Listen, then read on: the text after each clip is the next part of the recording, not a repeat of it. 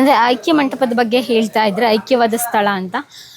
ಇಲ್ಲಿ ಬಸವಣ್ಣನವರು ಇಲ್ಲಿ ಬಂದಾಗ ಅವ್ರ ಕೊನೆ ಅಂತಿಮ ಘಟ್ಟ ಹೇಗಿತ್ತು ಅಂದರೆ ಅವರು 12ನೇ ಶತಮಾನದಲ್ಲಿ ಸಮಾನತೆ ಬಗ್ಗೆ ಧ್ವನಿ ಎತ್ತುತ್ತಾರೆ, ಅಂತರ್ಜಾತಿ ವಿವಾಹದ ಬಗ್ಗೆ ಧ್ವನಿ ಎತ್ತುತ್ತಾರೆ.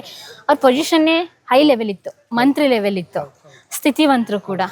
ಆದರೂ ಸಮಾಜದ ಕೆಲವೊಂದು ಧೋರಣೆಗಳ ವಿರುದ್ಧ ಧ್ವನಿ ಎತ್ತದಿದ್ದಿಲ್ಲ.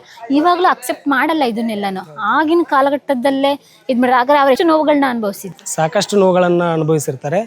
ಬಸವಣ್ಣನವರು ಯಾವಾಗ ಕೂಡಲ ಸಂಗಮಕ್ಕೆ ಬಂದರೂ ಇದರ ಮುಂಚೆನೇ ಏನಾಗಿರುತ್ತೆ, ವಿದ್ಯೆಗೋಸ್ಕರ ಅವರ ಸಹೋದರಿಯರ ಜೊತೆ ಬಂದು ಇಲ್ಲಿ ವಿದ್ಯೆಯನ್ನು ಕಲಿತು ತಿರ್ಗಾ ಅವ್ರು ಏನು ಮಾಡ್ತಾರೆ, ಮಂಗಳವೇಡಿಗೆ ಹೋಗ್ತಾರೆ. ಮಂಗಳವೇಡಿಯಲ್ಲಿ ಏನು ಮಾಡ್ತಾರೆ, ಬಿಜ್ಜಳನ ಒಂದು ಆಸ್ಥಾನದಲ್ಲಿ ಭಕ್ತಿ ಭಂಡಾರಿಯ ಒಂದು ಕೆಲಸವನ್ನು ಮಾಡ್ತಾರೆ.